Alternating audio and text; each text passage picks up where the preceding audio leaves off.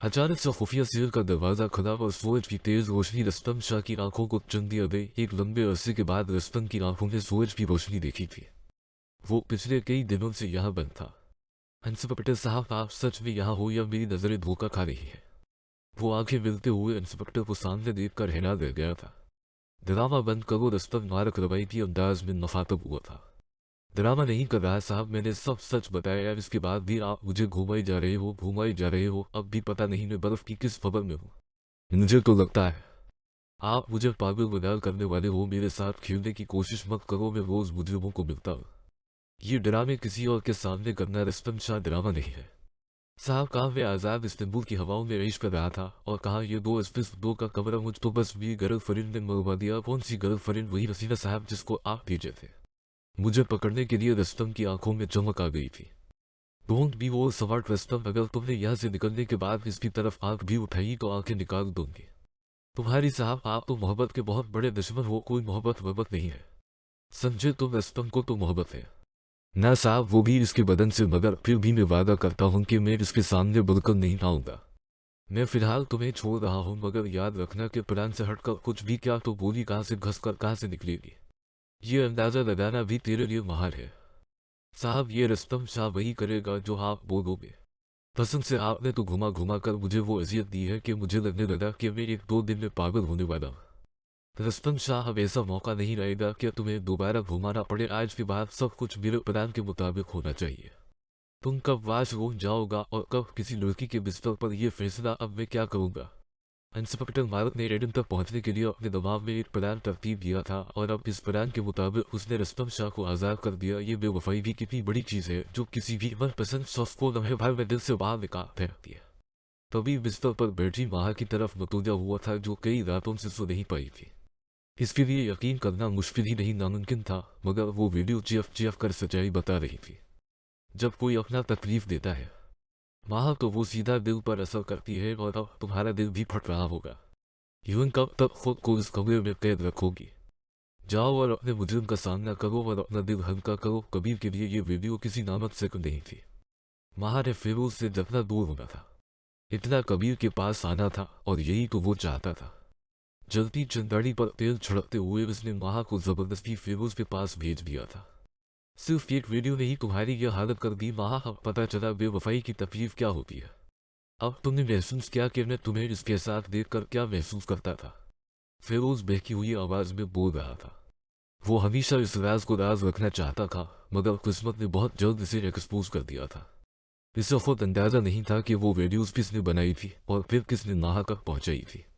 मैं जिसके साथ हूँ वो मेरा शोहर है। संजय, तुम्हारी तरह मैंने तुम्हारे किसी भाई किसी दोस्त से रंग लिया मना कर तुम्हारी पेट में छड़ा नहीं घोपा। माँ का चेहरा उसके आंसुओं से भीगा हुआ था और आंखों की सोजिश तस्वीर पिछली चंद रातों की कहानी बता रही थी। तुम्हें जरा भी एहसास नहीं हवा फिरोज की वो मेरी बहन थी।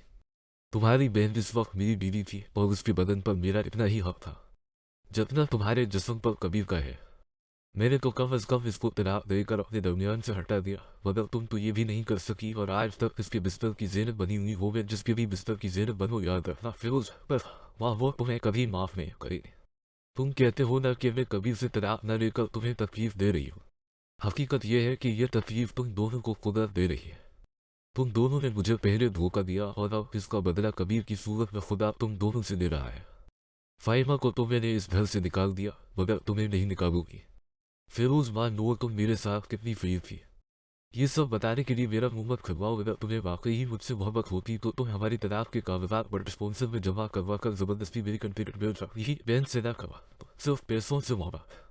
तुम्हें दौलत शोहरत चाहिए थी और इसके लिए तुमने न सिर्फ मेरी जिंदगी खराब की बल्कि अपनी बहन की जिंदगी को भी बर्बाद कर दिया। आज सब में सिर्फ मेरा फायदा नहीं था, तुम भी बराबर के शरीक थे।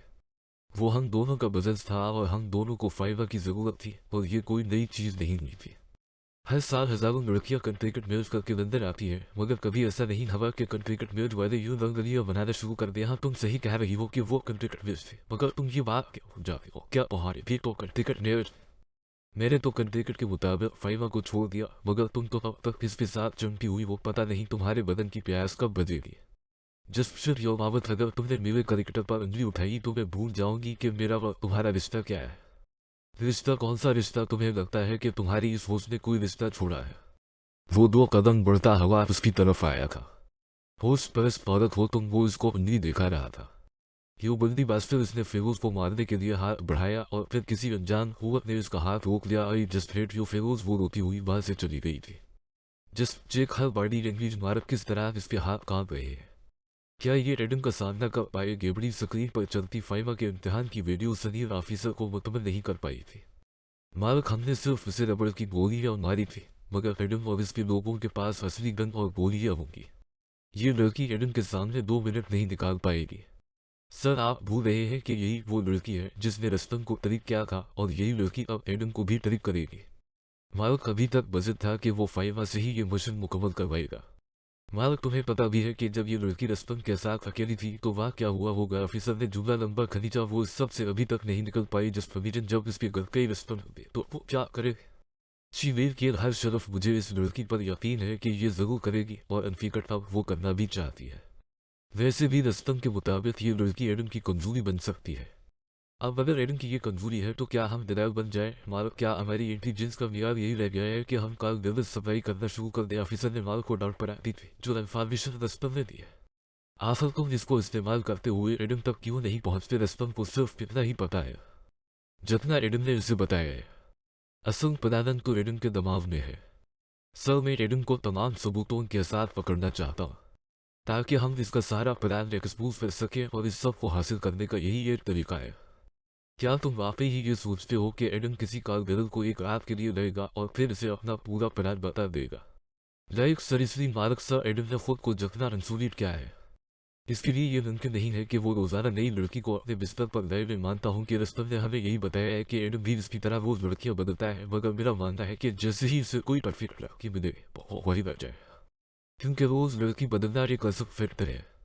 हमें सिर्फ फाइवा को एडम की पर्सनल स्पेस में दाखिल करना है। अगर एडम ने इस पर ट्रस्ट किया तो वो इसे बार बार अपने पास बुलाएगा, और यही हम चाहते हैं। चीजें हमेशा हमारी ख्वाहिशात के मुताबिक नहीं चलेंगी। मार्क रस्तम के केस में हमारी किस्मत अच्छी थी। हम हर बार सिर्फ किस्मत पर भरोसा नहीं कर सकते, मगर खुद पर भरोसा तो कर सकते हैं। सर मुझे इस लड़की पर पूरा भरोसा है। आप सिर्फ मुझ पर एतमाद करें, हम लाजमी कामयाब होंगे। मार्क ने उसे फिर लाजवाब करते हुए मिशन शुरू करने की इजाजत ले ली थी। ब्रेक स्कर्ट के नीचे हाई हिल पहले वो मेकअप रूम से बाहर निकली थी कि सामने खड़े मार्क को देखकर इसके पांव वही रख गए। लोकन हार्ट फाइवा मार्क से तारीफी कमाल सुनकर इसने कोई रिस्पांस नहीं दिया, क्योंकि अब ये सब इसके लिए कोई मानी नहीं रखता था। वो एक नए अंदाज से जिंदगी जीने वाली थी। नाइस एटीट्यूड फाइवा इंस्पेक्टर वाकई ही मुतासर हुआ था। इंस्पेक्टर अगर हम प्लान के मुताबिक बात कर ले तो वो ज्यादा बेहतर रहेगा। फाइमा अपने प्रोफेशनल होने का सबूत दे रही थी। प्लान बहुत सादा है फाइमा, हम एडम के साथ वही गेम करने वाले हैं जो वो हमारे साथ करता है, और वो गेम है किसी को कुछ न बताने की गेम। जिस तरह एडम के प्लान कोई नहीं जानता, इसी तरह मार्क के प्लान भी कोई नहीं जान पाएगा। क्या ऐसा तो नहीं होने वाला कि तुम मुझे वहां भेज कर मरवा दोगे? फाइमा तो मर चुकी है। इस दिन सब ने फाइमा की लाश देख ली थी। अब कोई और नहीं मरेगा। अगर फाइमा मर गई है तो मैं किस रूप में हूँ? वो सवालिया नजरों से इंस्पेक्टर को देखने लगी जो सामने खड़ी लड़की को मर्दा कह रहा था। तुम एक काल बेरल हो, एक अतिरिक्त जिस्म रखने वाली खूबसूरत काल बेरल। लीला आज से तुम्हारा यही नाम और यही पहचान है। लीला इसने अपना नाम खींच कर लंबा क्या लीला तेर ले लेगी तो लिख के ले ले। वो जेर लब गुंदाई जिसकी समझ मारक को बलकर नहीं आई थी। अब मुझे क्या करना होगा? फिलहाल तुम जेकब के साथ वापस इस्तांबुल में एक होटल में जाओगी और वहां अपने इस नाम से रूम बुक करोगी, और ये तुम्हारा मोबाइल। इंस्पेक्टर ने एक मोबाइल इसके सुपुर्द कर दिया था। इस मोबाइल से तुम सिर्फ मुझे कॉल कर सकती हो, इसके अलावा यहाँ से किसी को कॉल नहीं होगी। और जब भी तुम किसी जगह जाओगी तो यही मोबाइल ले जाओगी। तुम्हारा पर्सनल मोबाइल सिर्फ तुम्हारे होटल रूम में रहेगा। Do you understand? फाइवा ने हमें सब हिला दिया था। एडन को रेस्पॉन्स समझने की गलती मत करना जैसे ही तुम हल्का सा पैनिक करोगी। इसी टाइम खेल खत्म, फिक्र न करो। इंस्पेक्टर तब में डर गई थी, और अब वो सवालिया नजरों से ऐसे देखने लगा। अब की बार भी मुझे डर लग रहा है, मगर अब मुझे इस डर से जीतना है।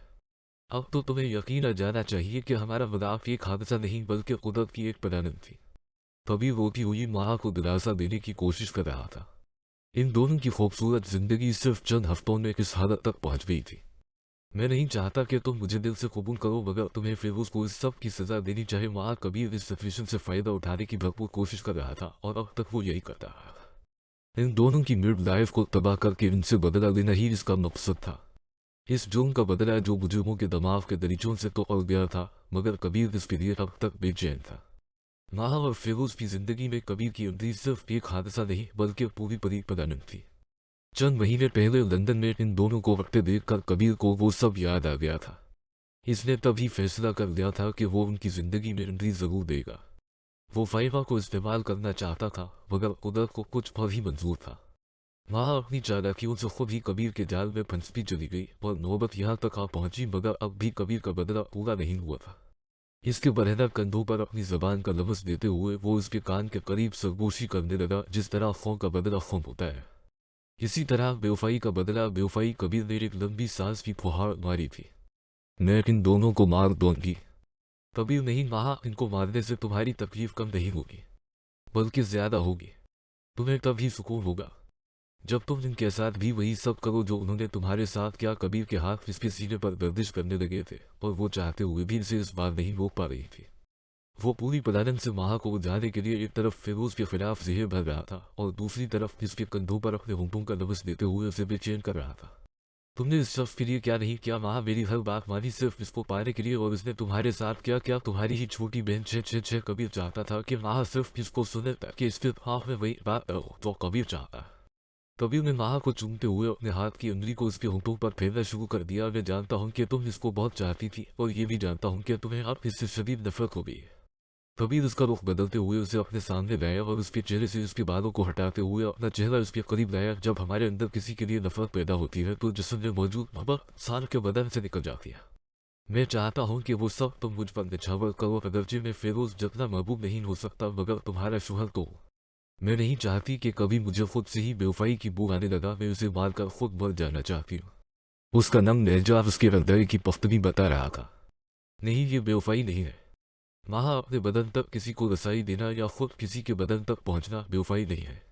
ये तो जरूरत है, इंसानी बदन की जरूरत। ये सब बेवफाई तब होगी जब हम छुप छुपाकर महबूब की मर्जी के बगैर किसी दूसरे को अपना बदन सौंप दे। कबीर ने जेर लब मुस्कुराते हुए कुछ सोच कर ही ये लाइन बोली थी और इतनी शाइस्तगी से बोली थी कि वहां को एक बार झटका लगा। उसे कुछ गड़बड़ महसूस हुई, जैसे कभी कमाजी जाता हो, मगर साथ कबीर ने इसका दबाव करने के लिए उसकी सुकड़ को खोल दिया और 2 कदम पीछे हट गई तो मुझे छोड़ने वाले ना। हाँ, मगर किसके लिए? जिसके पास तुम जाना चाहती थी।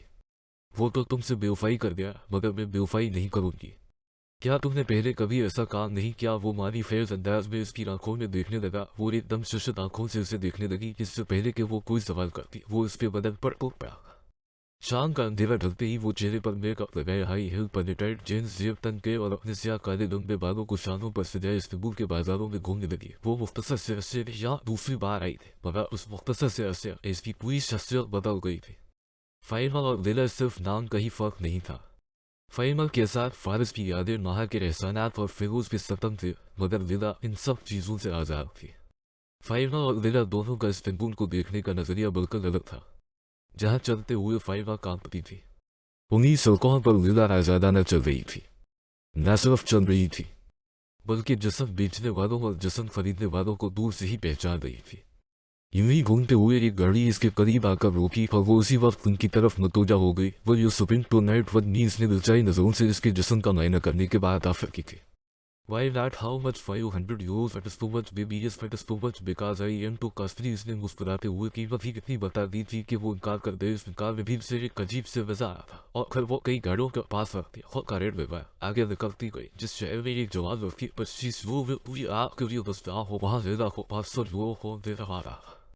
एक ब्लेड गाड़ी आ रही है की ट्रक अचानक उसे मोबाइल पर मारक का मजीद वसूल हवा और वो इसी समक में चल पड़ी और सामने खड़ी गाड़ी के करीब चली गई। वार्टा हार्ट फेशिंग दिल कार में बैठे 2 नौजवान उसकी तरफ मुतवज्जा हुए थे।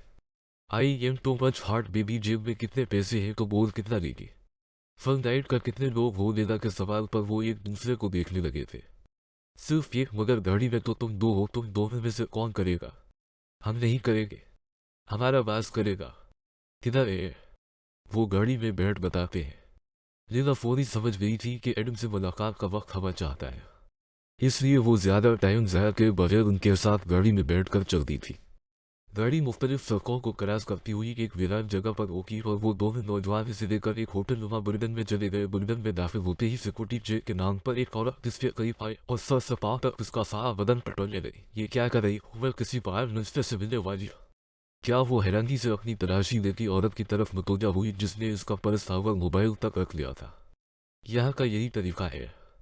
लड़की अब सीधा इस सामने वाले कमरे में जाओ और जाकर अपने जिस्म से गैर जरूरी कपड़े उतारो। वो हटमिया अंदाज में उसे इशारा करते हुए कमरा देखा रही थी। ये क्या चक्कर है जिसने मेरे साथ करना है? इसे बोलो ना सामने आकर मेरे कपड़े उतारे। वो प्लान के मुताबिक आंखें उचक कर बोली, पैसे चाहिए या नहीं? पैसे तो चाहिए, मगर भी ये ऐसा काम नहीं करती। अगर उसको इतनी ही शर्म आ रही है तो क्या आता ही है। शोर मत करो, जितना कहा इतना ही करो। अगर वो शर्माता ही रहेगा तो कुछ करेगा कैसे? तुझे समझ नहीं आता कि कमरे में जाकर कपड़े उतारो। एक दराज कद और ताकतवर बदन के हामिल शख्स ने इस पर पस्तिल तान कर इसे खामोश करवा दिया था। वो पस्तिल के डर से चुपचाप अंदर चली गई। एडम से मिलने की 1 मिनट और इसके खौफ का एहसास एक साथ होने लगे था। वो एक ऐसे गैंगस्टर को देखने वाली थी जिसका चेहरा दुनिया के किसी पुलिस वाले ने नहीं देखा था। वो कुछ देर कमरे में बैठे रहने के बाद अपनी शर्ट उतारने लगी कि अचानक तंजिया अंदाज में एक मुस्कुराता चेहरा कमरे में पहुंच आया था, जिसको देखते ही उसका दिल दे गया। रस्तम ने कहा था ना, लड़की के रस्तम जो काम शुरू करता हो इसे हर हाल में पूरा करता है। एडम की जगह रस्तम शाह को देखकर वो हकी बकी रह गई थी।